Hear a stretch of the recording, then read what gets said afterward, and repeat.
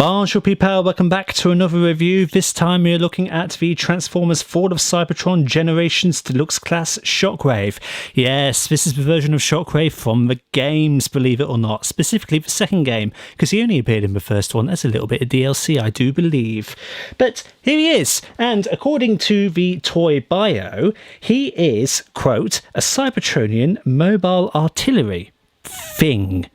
Whatever, it's a flying discount car with a big gun sticking out the front with inverted wings.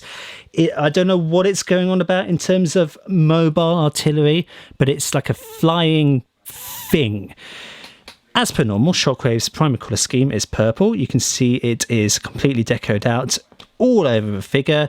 There's some nice kind of translucent purple on the top here. This obviously will turn out to be his chest in robot mode, and we can see there are some silver highlights detailed along the top of the nose cone here and along the sides. This looks very much like the astromag cannon that Shockwave turns into in Generation 1, except it's just a flying version and not a really strange looking gun.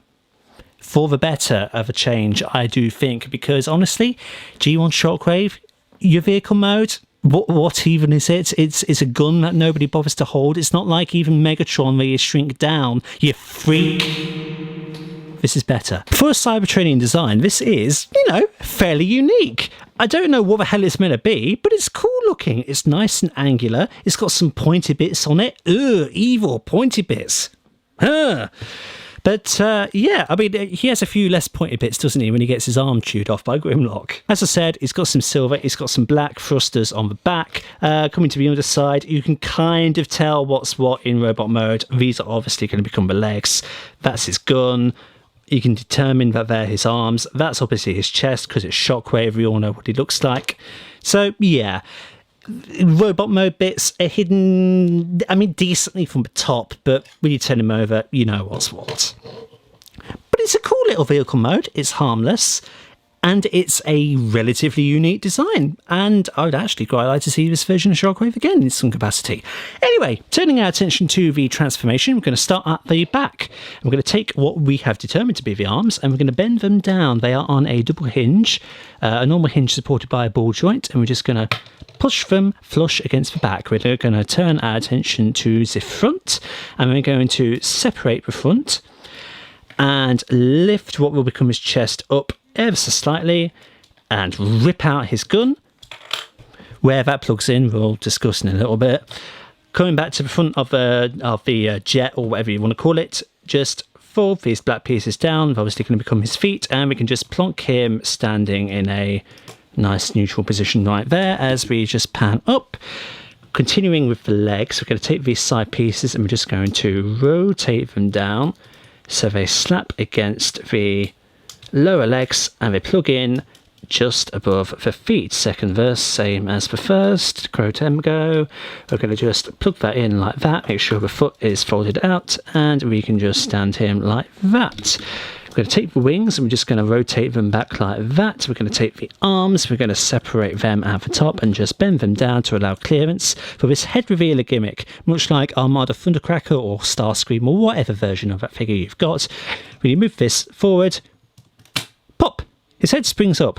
That's cool, I like that. Nice little throwback to earlier figures. Now we can plug his shoulders right back into where they originally were, and we can rotate them right into position, bringing the arms down as we do. Remember, they are on a bit of a double hinge, so just straighten them out. Then get your fingernails in to the inside of the arms and just rotate the hand out, specifically the right hand, because it's Shockwave. He's a one-armed Cyclops freak. Fold the wings up like that, and then resuming with the astromag cannon, there is a slot on the just above the wrist there. There's a tab on the inside of the cannon there, and we can just plug it in with a nice snap. Lets you know that you got it in correctly. And there we go. That's Shockwave fully transformed in his cute little robot mode. Look at that thing, isn't he adorable? He's a nice little tiny little deluxe with cute little wings behind him. And like I said, he is a deluxe class figure. It's a rarity for Shockwave. Whenever I think of this character, I usually envision him having at least a Voyager class figure. I think I've only ever seen Voyager class figures. Like for the Prime version of this guy, whether that's the same character as this iteration, that's up for hot debate. But he's got a Voyager Class 1. The Dark of the Moon Shockwave is a Voyager Class 1. I believe the current toy lines from the War for Cybertron trilogy is Voyager. I don't know. I've not seen that. I've got no interest in that. When we think of War for Cybertron, this is the one that we think of. So we're going to zoom in. We're going to have a look at that good old purple Cyclops eye. And for a change, it's, like I said, purple. Usually Shockwave has yellow or red, occasionally green.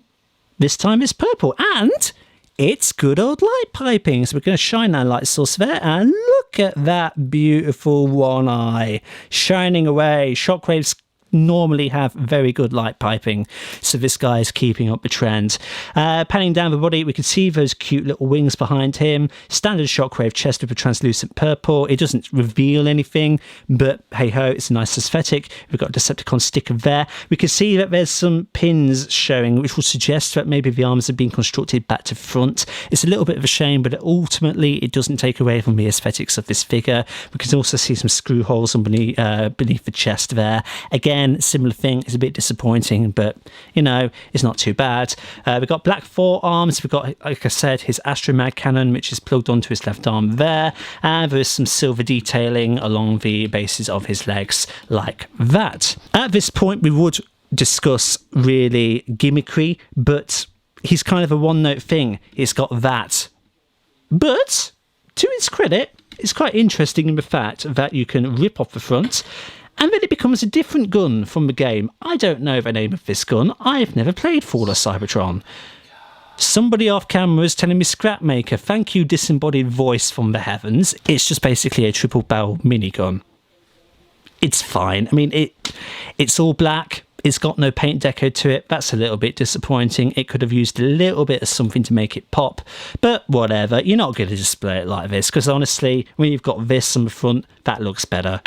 But there's some other storage options with this thing. If you are so inclined, you can rip off that gun, give him two hands if you want an orthodox Shockwave, and then I mentioned we discussed this earlier. He's got a butt plug, believe it or not, ladies and gents. Yes, you can take the silver muzzle of the gun if you want and shove it up his rectum to make an oversized like butt pack, fanny pack, whatever you want to call it. Yeah, nobody's going to do that in their right mind. It's weird. I appreciate the sentiment, guys, but honestly, I don't think he appreciates having a butt plug shoved up his rectum. On the rest of the gun here, you can see this little port here. It's kind of akin to a Minicon stick.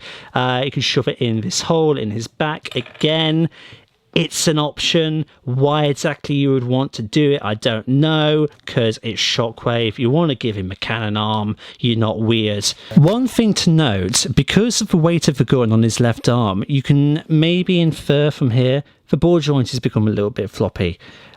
It's maybe a quality control issue, or it could be just the fact that this figure's probably been manhandled one too many times. It's not mine, it's Anthony's, believe it or not, so if it's got a defect, it's his fault. In terms of articulation, Shockwave has nothing up ahead.